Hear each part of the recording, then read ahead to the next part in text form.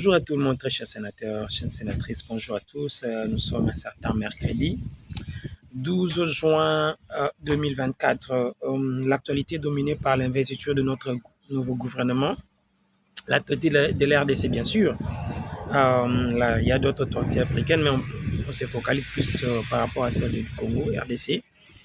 Hier, nous avons suivi avec vraiment beaucoup d'attention ces marathons. Vraiment, en passant, il faut toujours féliciter les gens qui Dieu a doté de capacités spéciales, des gens qui sont dévoués dans ce qu'ils font, même si dans le vol, ils sont aussi dévoués, mais dans le bien aussi, ça va. Entre autres, je salue M. Kamere, sincèrement, c'est un monsieur qui nous a vraiment donné beaucoup d'inspiration dans beaucoup de choses lorsqu'il était encore président de l'Assemblée nationale, même s'il est maintenant là encore. Mais déjà, il a montré de toutes ses couleurs avant son premier mandat. Maintenant, là, il a encore pris un second mandat. Vraiment, sincèrement, félicitations à vous, M. Kamere.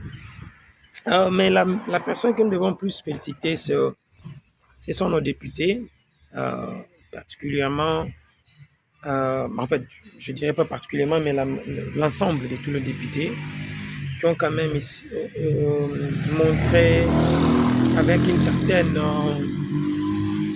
rigueur. Beaucoup ont prodigué des conseils, surtout les mamans ont prodigué des conseils. Beaucoup ont critiqué négativement, peu plutôt ont critiqué négativement et beaucoup ont apporté des solutions pour notre pays. Parce qu'on se le dise, personne ne peut souhaiter que ce gouvernement puisse échouer. Parce que si ça échoue, c'est le Congolais qui va en perdre. Ils vont recevoir leur argent chaque mois. Ils vont avoir des avantages chaque jour. Ils vont continuer à détourner. Mais le plus perdant dans tout ça, c'est le peuple congolais, c'est nous. Et ça ne sera pas une bonne chose. Nous allons passer le six piliers plutôt, de Madame Judith. Mais permettez-nous quand même d'essayer un peu de faire certaines mises au point par rapport à beaucoup d'incidents qui sont passés hier. Par rapport à M. Mbosso, je dis quelque chose. Je l'ai toujours dit, beaucoup d'entre vous ne le savent pas. Dans beaucoup de mes vidéos, je l'ai dit, j'ai beaucoup d'admiration pour beaucoup d'entre eux, comme entre parenthèses politiciens. Il y a beaucoup de si que j'ai toujours dit que même si leur statut change, ils ne vont pas changer. Deux fois, excusez-moi pour mon langage, parce que il y a certains mots anglais qui arrivent. Et nous sommes obligés de réfléchir français, tout ça, c'est pas facile.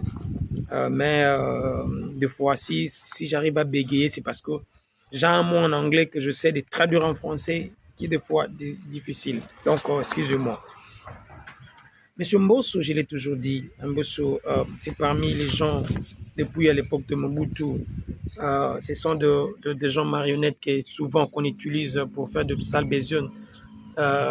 On l'a vu pendant les élections, le président des élections du bureau définitif du président de l'Assemblée nationale.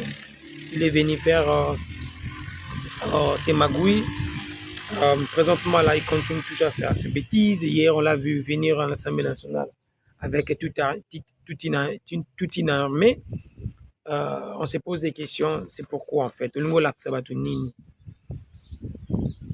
Ozaki Natana yo et Koki Sili, c'est maintenant un temps de bouger. Kokende Iboso, Kopé Sapé Batemususu, chance va évoluer. Parce qu'on se le dise, ce qui s'est passé hier soir, dans le sens il y a débat sur les acquis ou le mot Kokate, qu'on se le dise. Qu'on se le dise, sincèrement. Au moins Kokate. Très chers amis, il y a beaucoup de choses qui sont passées par rapport à nouvelle Tozwaki. Les députés ont exigé plus ou moins 30 000 $, par personne pour accepter le programme du gouvernement. Ce qui est plus grave, et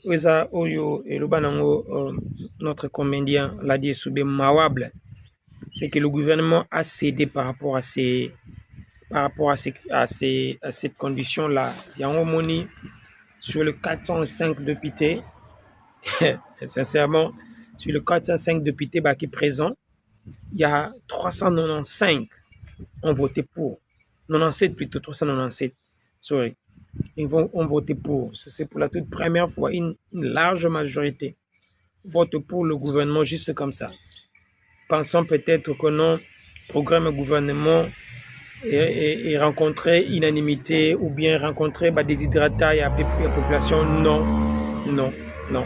C'est simplement le biais des banques ont fait leur travail comme d'habitude et les députés ont une fois de plus échoué dans leur exercice, même si au début je les ai félicité par rapport au débat ouvert, mais en réalité, sous la table, il y a en réalité, sous la table, il y a des choses qui sont passées où nous ne pouvons pas accepter et à tout moment nous décrions. Chers amis, Madame Judith, selon elle, le président lui a confié 6 paliers que nous allons passer. En même temps, nous parlons de ces 6 paliers et en même temps, nous allons essayer de critiquer ou carrément de parler positivement, négativement, parce qu'en réalité, le Congo n'a pas besoin de 6 paliers, le Congo a besoin de réformes en général. Il y a beaucoup de choses qu'on n'a pas mentionnées dans ces paliers ici qui vaut la peine d'être soulignées. Parce qu'en soi, je vais quand même essayer de citer le premier palier qui est la création des emplois. Permettez-moi, ces derniers temps, je suis en plein boulot, en même temps je travaille, en même temps je fais mes vidéos. Le premier palier, c'est le palier emploi. Madame Judith a promis qu'elle va créer des emplois, même si en réalité le nombre en termes de chiffres, c'est pas vraiment bien détaillé, mais elle nous a promis quand même maintenant elle va créer des emplois. Comment? Le détail ne nous a pas donné.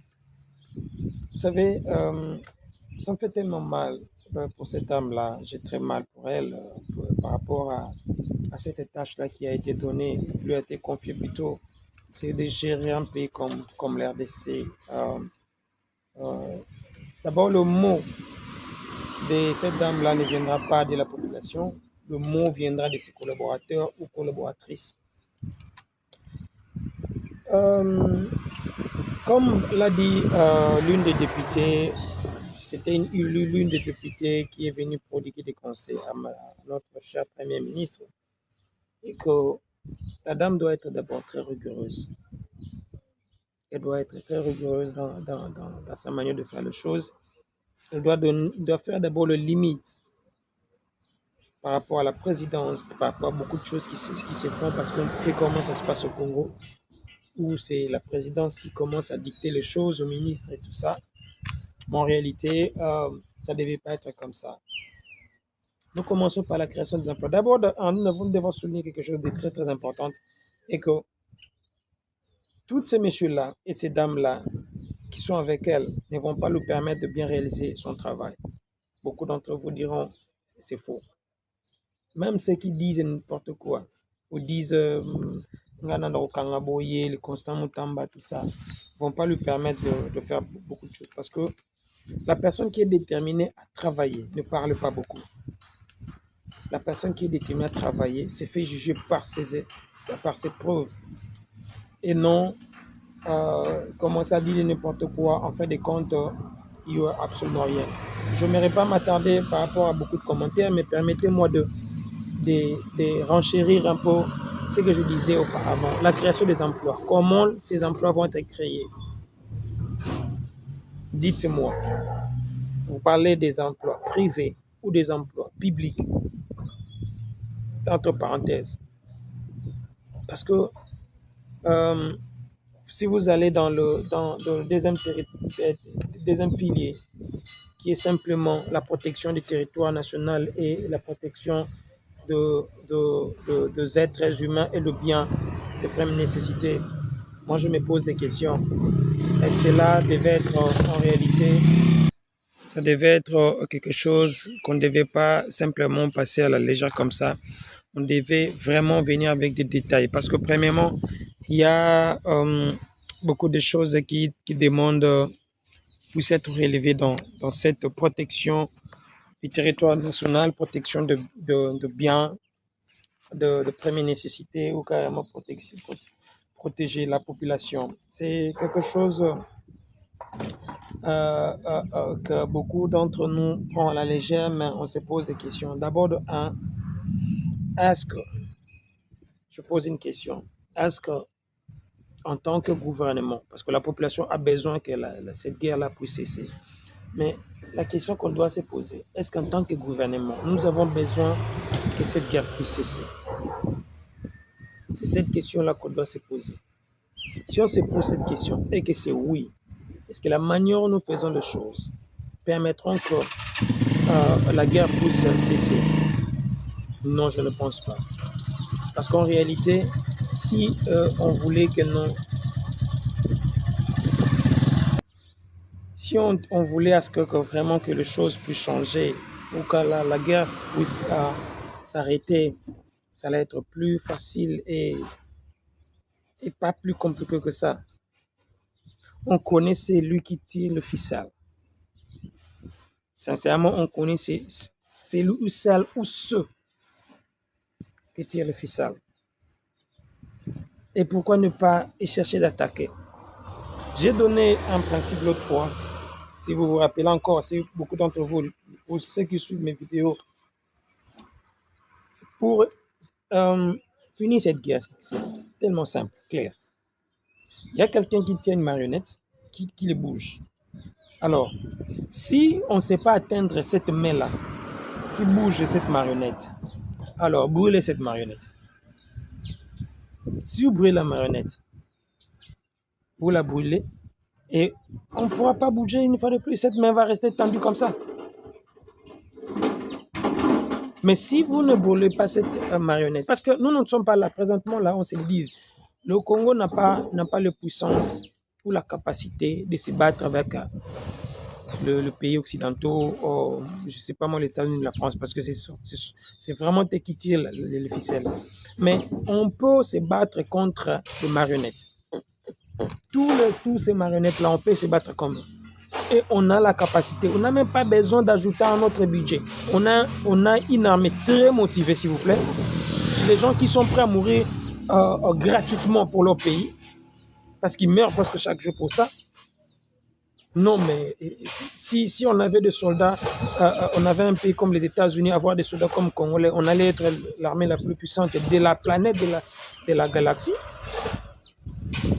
Beaucoup d'entre eux, ils vont en guerre, c'est parce qu'ils veulent de l'argent. Mais chez nous, les gens vont en guerre, pas pour de l'argent, pour défendre le pays. Ils sont prêts à mourir, laisser leur sang, laisser leur famille. Ils savent que non, si on a fait les lots, nous avons beaucoup là-bas dans Gaza na été, nous avons beaucoup la moi c'est dans Gaza na été. Moi c'est dans Gaza qui est dans beaucoup à Mutumosus. Mais ils partent pour mourir. Ces gens-là, il faut vraiment les féliciter et les soutenir. Pour finir la guerre, ils en ont clair, c'est simple, tout le monde a lingala. Moto oyo azo se servi comme marionnette, botumba ekaka. Loboko ya moto asimbi, ils en ont hang, sorry, eketele mara likolo. Et ça soutient. Alors, c'est tellement clair. On est des impiliers, on est normalement parce que ça concerne ça concerne bisomoko. Troisième pilier, c'est l'aménagement du territoire. Oui, c'est bien beau de parler, mais mes amis, quand c'est le dit, il y a beaucoup de choses en fait, dans le passé. Berre, Rebelle, Salema, où ils ont difficile pour nous parce que si on regarde Kinshasa, on regarde certaines provinces, on se pose des questions, tout va concentrer à Kinshasa. Tout le monde ne peut pas habiter Kinshasa. C'est pas obligatoire que tout le monde doit habiter Kinshasa. Ça, c'est le plan. De deux, Kinshasa n'est pas assez grand pour construire tout. Ça veut dire le camp militaire à Kinshasa, les directions généraux général Pito à Kinshasa, non. On doit désengorger Kinshasa. Prendre tous les camps militaires, les envoyer, je ne sais pas moi où. Certaines universités, les envoyer, je ne sais pas moi où. Comme ça qu'il y ait aussi un mouvement d'entre les gens qui viennent de Kinshasa pour aller habiter, je ne sais pas moi, au Kassai ou bien à Bouende. C'est encore un grand travail.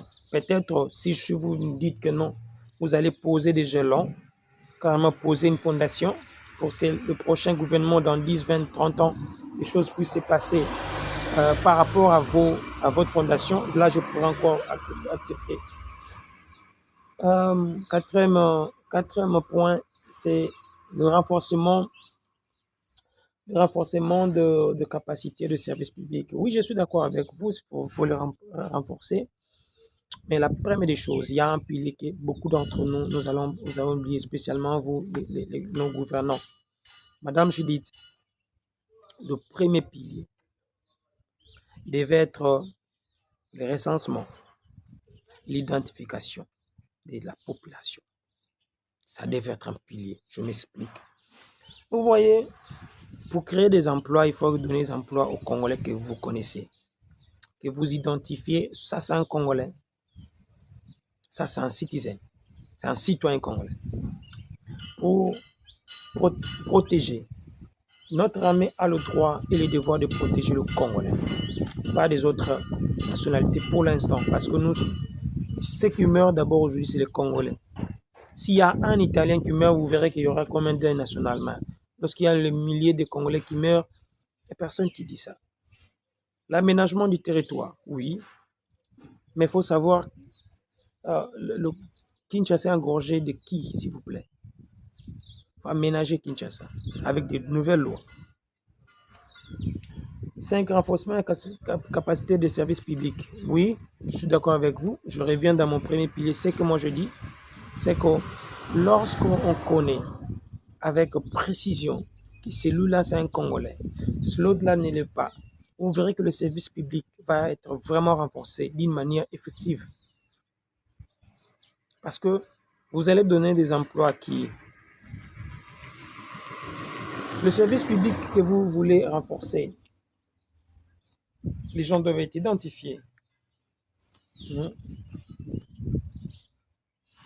Et notre dernier